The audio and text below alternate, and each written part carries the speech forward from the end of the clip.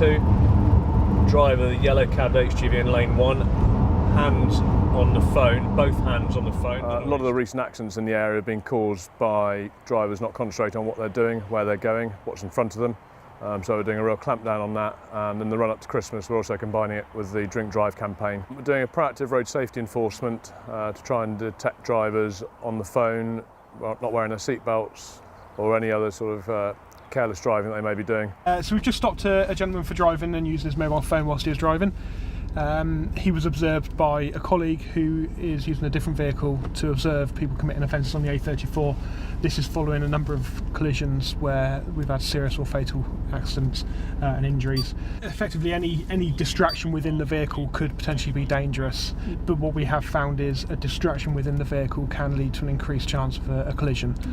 So that's why we've dealt with him today, and hopefully he'll take a course and learn from that course what he can or can't do and how to be a safer driver. Yes, unfortunately, we do go to a number of collisions that have been caused by a mobile phone.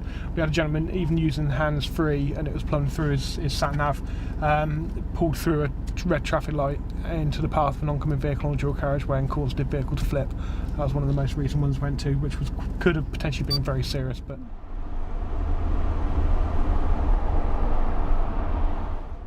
We're out again. We had an unmarked observation vehicle, and we're dealing with primarily mobile phone offences. In the last few months we dealt with over 53 vehicles for offences.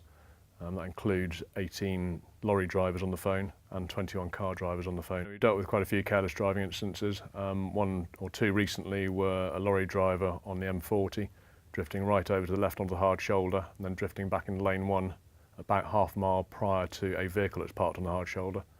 So that could well have been a horrible collision. And there was another incident we dealt with recently of a car driver going down the A34, filmed for over 30 seconds driving along with no hands on the steering wheel. So now we're in December, it's part of the Drink Drive campaign, and we're also combining that with a Drug Drive campaign as well. So we're specifically breathalyzing any vehicles we stop, any drivers we talk to, and we're also looking at drivers under the influence of drugs as well. We've got various roadside screening devices and various roadside tests we can do to look at drugs.